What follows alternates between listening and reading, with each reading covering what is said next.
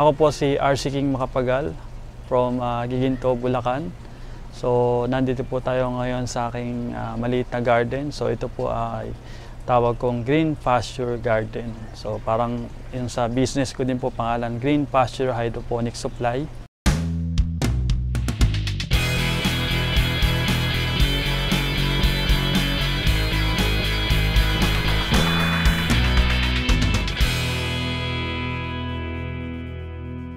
Available na po ang agribusiness merch sa Shopee. Ang link nasa description box.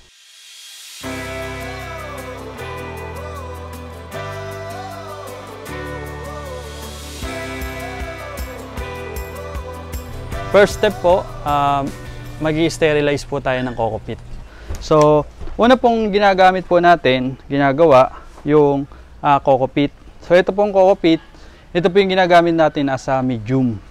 So, marami po tayong pwedeng gamitin na medium tulad ng foam, hydroton, rock wool, at marami pa pong iba. So, ang coco peat po ay galing sa bunot ng niyog. So, wala po siyang sapat na nutrients, sustansya para makapagpalaki, makapagpalago ng mga halaman. So, nakabase po tayo palagi dito sa nutrient solution at dun sa sunlight. Ayan. So, magkaiba po yung coco dust sa coco peat. So ito po yung pinaka-advisable na ginagamit natin. Coco peat po, mas okay po siya. Yung coco dust po kasi mataas po yung acid content po niya. So ngayon po, ang una po dito, ini-sterilize, pinapakuluan. Papakuluan po natin ng 20 to 30 minutes po. And then kapag napakuluan na po natin, palalamigin, pwede na po natin siyang gamitin. And then mag-start po tayong mag-sowing. Maglagay po tayo ng coco peat dun sa mga seedling tray. Hindi po natin kailangan siksikin. So pwede na po tayo mag-start dun sa second procedure po natin. Yung po yung pagpupunla, sowing na tinatawag. Iba naman po sa pagsisimilya, yung po yung ibang term. So paglagay po ng coco peat, hindi po natin kailangan siksikin. So maglagay lang po tayo kung ano po yung pumasok dun sa butas ng mga tray po natin. Ayan. Ngayon, maglagay po tayo ng maliit na butas para dun po natin ilalagay yung mga buto ng mga buto. Ngayon po, maglagay po tayo ng maliit na butas. So lalagyan lang po natin sila ng maliit na butas para hindi po sila gumalaw kapag binuhat natin yung tray. So yung traditional farming na ginagawa po natin, nilulubog, tinatabunan yung mga buto. So sa atin po, hindi po ganun yung ginagawa nating procedure para mas mapabilis po nating mag-sprout yung buto. So ang ginagamit po nating seeds ngayon is Rincon. Pelletized po siya, coated po siya ng fungicide from Netherlands po. So ang paglalagay po ng buto, so hindi po natin kailangan ilubog. So ganyan lang po siya. Ayan. Ayan po.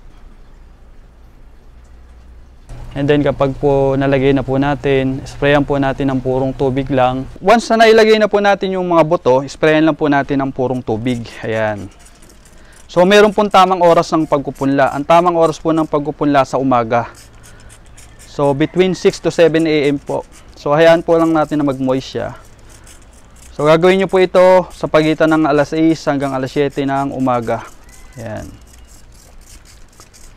Kapag po nakita nyo ng moist na po siya, pwede na po yan. And then susunod natin yung pag-incubation. So ikukulubin natin siya sa loob ng box for 24 hours. So sunod po tayo dun sa pangalawang step po na incubation.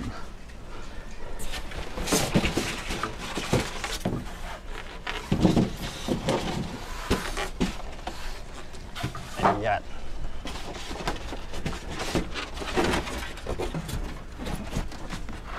Maliit yung space natin. Ayan. So ngayon po, once nalagay na natin yung buto, na-sprayan na po natin, ipapasok po natin to sa loob ng box for 24 hours po. Kung ano oras po natin siya sinara, ganong oras po natin siya bubuksan. So halimbawa po, alas 7 po ngayon. So kinabukasan ko po siya bubuksan. So ito po, dapat po naka-enclose po talaga. Talagang walang oxygen na makakapasok, and then ma-maintain po yung darkness po niya sa loob para mas mapabilis po yung pag-sprout. Yung iba po kasi nagtataka 3 days, 2 days na hindi pa nag-i-sprout yung mga buto. So sa pamamagitan po ng ganitong method, mas napapabilis po natin yung pag-sprout ng mga punla po natin. So ito po hindi mo na i-sprayan, hindi mo na bubuksan para i-sprayan. So yung moist na lang po nung nasa loob, yun na po yung magdidilig po sa kanila, sa mga punla po natin. Isa sa pinaka-importante sa atin dito sa pag-hydroponics, yung seedling management. So ito yung isa sa kailangan po natin na maayos po natin siyang magawa. So sa yung pagpapaaraw, part po yun ng seedling management po natin. Ibibilad po natin siya. Kung kayo po may greenhouse na after po nung 24 hours po, pwede na po natin siyang ilagay doon sa loob ng greenhouse. Kung wala naman po, morning sunlight muna. And then, once po na sinara po natin doon ng 7, bubuksan natin ng 7, papaarawan na po natin siya. So kung wala pa po tayong greenhouse, papaarawan lang po natin to ng morning sunlight. Ayan, so kinuha na po natin siya. Makikita nyo po yan, naka-sprout na po yan, nag-crack na po yung mga seeds po natin dito. So ito po, kung wala pa pong greenhouse, papaarawan po natin siya ng morning sunlight. So 7 to 10 AM po.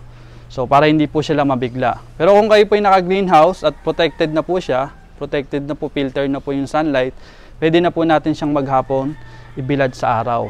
So critical day po ng pagpupunla natin sa day 1. Kaya po ina-advise ko na kailangan kung magpupunla po, i-check muna po yung weather condition bago tayo mag-start magpunla. Para kinabukasan, meron silang makakakain o mabibilad natin sila sa sunlight. Ayan. Ngayon sa day 2, pasok na po tayo dun sa seedling management, sa bottom feeding po. So maglalagay na po tayo ng tubig sa ilalim, na-absorb po nila para dun sa iinumin nila for whole day po. Maglalagay na po tayo ng bottom feeding. Ayan. So pasok na po tayo dun sa seedling management. So ito na po yung isa sa pinaka-importante sa pagtatanim, yung pag-aalaga po ng mga seedlings po natin. Ayan. So ngayon po sa day 2, kailangan na po natin siyang ibilad sa araw. Maghapon na po natin siyang ibilad sa araw. Ngayon po maglalagay na po tayo ng tubig dito. Ayan, para ito na po yung i-absorb po nila. So sa day 2 po, meron na pong halo na nutrient solution yung nilalagay po natin. So mamaya po makikita nyo yung paano yung pagtitimpla ng nutrient solution natin. Ayan. Hanggang mag 14 days na pagdidilig po natin. So araw-araw po tayong maglalagay ng tubig. So huwag po tayong tamarin na lalagay nyo lang po basta ng maraming tubig. Malulunod po sila. So magiging cause po nun is dumping off. And then naninilaw po yung mga dahon. So hindi po magiging healthy yung mga tanim po natin. So pag yung pong iinumin po nila para lang po sa maghapon. So hindi po natin pwedeng damihan. So hydroponics from drip cord, hydro it means water, ponos it means labor. So hindi po pwedeng sa tubig naman mabubuhay eh. So maluluruin na natin siya sa tubig. So hindi po pwede 'yon. May sapat lang po na tubig para po sa iinumin nila for the whole day. So gagawin po natin 'yon hanggang mag 14 days. So kabilad po sa araw, meron ng nutrient solution na iniinom, magta-transplant na po tayo. So after 14 days, mula doon sa seedling tray, lilipat na po natin sa cup. So ngayon po after 14 days, ito na po yung mga pinunla po natin. So hindi po siya leggy, sakto po yung laki po niya. So start na po tayong mag-transplant. So yung pong tinuturo po natin ngayon is yung Kratky method. So ito po yung stagnant water lang. So hindi po natin kailangan ng kuryente, makakapagtanim po tayo sa pamamagitan ng styro. So meron po tayong ginagamit na styro cup. So usually ito po yung karaniwang ginagamit. So ito may butas na po siya. So sa paglalagay po ng coco peat sa styro cup, lagpas kalahati lang po. Ayan. And then lagyan po natin siya ng butas. And then kuha po tayo ng barbecue stick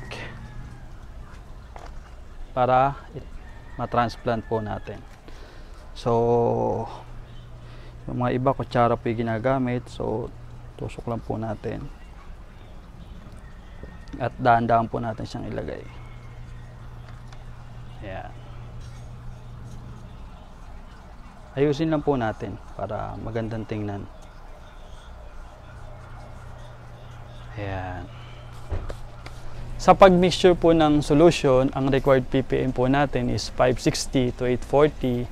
Ang pH naman po natin is between 5.5 to 6.5. So una pong ginagawa po natin is chine-check po natin yung ppm ng base water, and then ililess po natin yun pagka nakuha na po natin yung total. So ngayon po, natapos na po yung matagumpay nating seedling management, nakapag-transplant po tayo.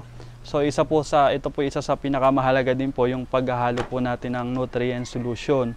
So ang ginagamit po natin ngayon is NutriHydro. So ito po ay galing kay NutriHydro. Maraming salamat po.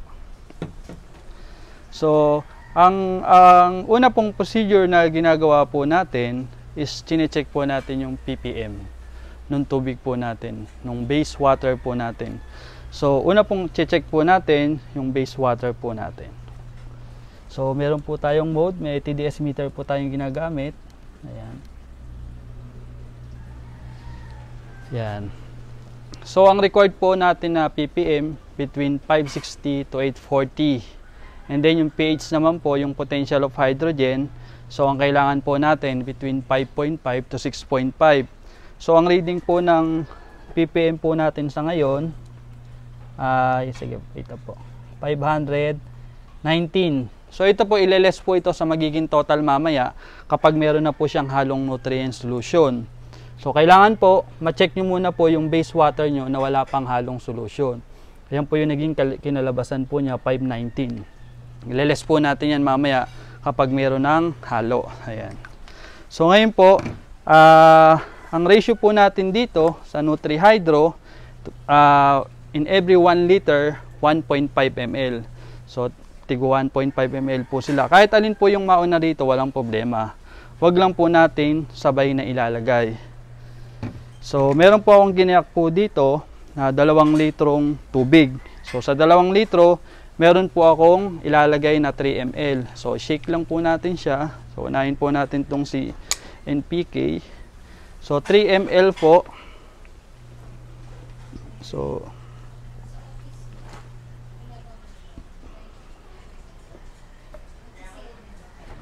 make sure po na sakto lang po. Lalo na kung hindi po kayo gumagamit ng TDS meter, wag po nating hulaan yung mga mixture po na nilalagay po natin. So ayan po. And then haluin po natin. Sa box po, kung sa box kayo maghahalo, ang laman po ng box natin is 30 liters po. Yung box po natin, ang ilalagay po nating nutrient solution is 45 ml po. So sapat na po sila hanggang ma-harvest po sila. Hindi na po tayo magdadagdag.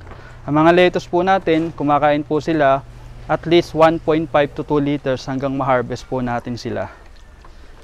Ayan. And then, sunod po natin itong calcium nitrate. So same din po, ang ilalagay din po natin is 3 ml po.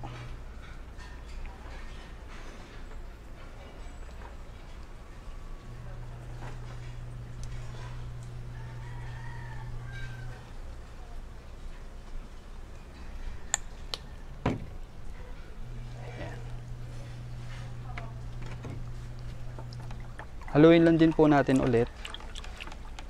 So una pong inaayos po yung ppm, unang hinahalo po yung nutrient solution, inuhuli po natin yung pag-correct ng pH, yung potential of hydrogen, yung acidity po ng tubig. So check po natin kung ano yung naging total niya ngayon.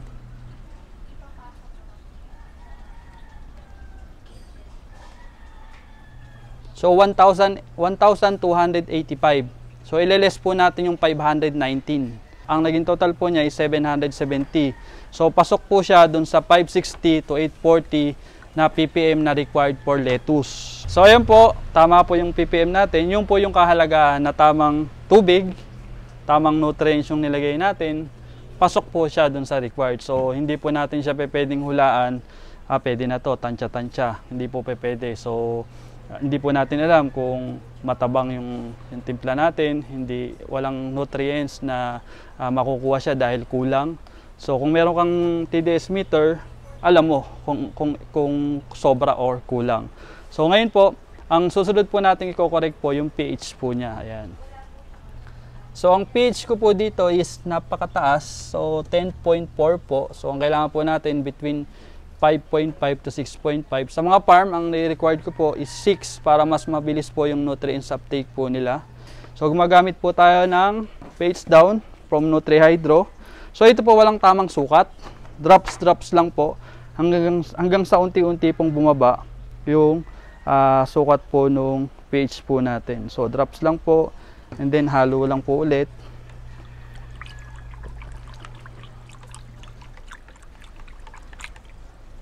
And then sukat po natin ulit. So from 10 kanina, naging 9.6 na. So unti pa po hanggang sa hindi natin makuha. So unti-unti lang po natin siyang ilagay.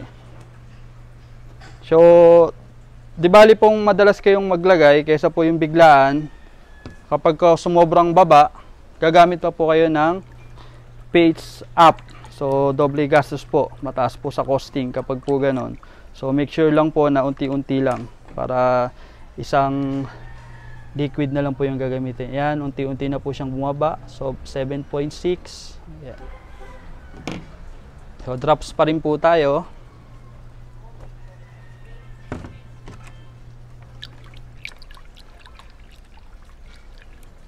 Nakuha po natin yung tamang pH, tamang ppm. So dito po sa box, so 30 liters po yung laman nito. So tig po 45 ml po yung ilalagay natin. Ngayon po gamit po tayo ng wala pang laman para ma-check po natin yung mga butas kung meron pong tubig na ma-absorb po nila. Ayan. So kung meron po, so ang 30 liters po hanggang dito lang po siya. Hindi po pwedeng hanggang dito. So hanggang dito lang po siya. So yung ugat po niya, siya na po yung bababa. Kaya po lagpas kalahati lang po yung nilalagay natin na kokopit para mas mapabilis pong bumaba yung ugat para i-absorb po nila yung nutrients pataas. So unti-unti pong bababa yung level ng tubig, bababa yung ugat, yun na po yung mag-absorb. So dito po, no need na po tayong magdagdag ng tubig. So 30 liters po ilalagay natin dito. Tig po 45 ml ng nutrient solution. So ito na po yung bilang ng day 1. So start po tayo ng day 1 hanggang 25 to 30 days pwede na po siyang ma-harvest. So kagandahan po dito, kung ikaw ay may trabaho, kapag nandito ka na lang, i-check mo na lang siya. Baka merong mga langgam na kumagat sa styro na butas. So hindi mo na siya kailangan diligan. Hihintayin mo lang siyang hanggang ma-harvest. So from day of transplant, bibilang ka na ng 1 to 25 to 30 days, pwede mo na siyang i-harvest. So ganun lang naman siya kasimpleng gawin. So ito kailangan nakabilad sa araw. At kung wala pa kayong greenhouse, pwede kayo sa isang terrace na at least naaarawan pa rin kahit papano. Yun yung start na kung saan ako nagsimulang mag-start ng hydroponics sa gilid lang ng bahay ko. So mayroon akong grape box. So nag-start ako as 2 box lang hanggang sa unti-unti ko siya unti-unting napalago. So sa plant management naman, ang kailangan nating gawin, halimbawa meron kang mahabang oras, pwede mo siyang i-check, angat mo siya and then haluin mo yung loob. Maghalo ka sa loob. Haluin mo siya ng stick para yung mga nutrient solution na naiiwan sa baba ay humalo dun sa tubig. Ngayon, kapag po tama na lahat, nailagay na po natin sa box, maghihintay na po tayo ng 25 to 30 days hanggang ma-harvest na po siya. So parang ganito na po siya ng 30 days for harvest na po. Ayan. Sa ganitong klaseng pagtatanim, napaka-importante din na una-una gusto natin yung ginagawa natin. So hindi pa pwedeng na-curious ka lang na gusto mo lang siyang subukan. So mas maganda is bago mo siya pasukin, lalo na as a business, ihanda mo din yung sarili mo, ihanda mo rin yung panahon mo kahit papano na igugugol mo dito sa ganitong klaseng pagtatanim. So Ngayon, kailangan din nating, tulad ngayon, sunod-sunod yung bagyo. So, dito naman kasi sa ganitong klaseng setup, pagka yung medyo malaki-laki na, pwede tayong maglagay ng ilaw, ng grow lights para mas maganda yung nagiging harvest po natin. Sa mga gusto pong magsimula, tayo po ay libreng nagtuturo at nagkakaroon po tayo ng hands-on actual training dito sa bahay. So huwag po kayo mag-alala, libre po ito. Libre po nating pinamamahagi yung simpleng kaalaman po natin dito sa pagtatanim gamit ang hydroponics po. So marami po tayong aabangan. So meron po tayong aquaponics, may mga indoor.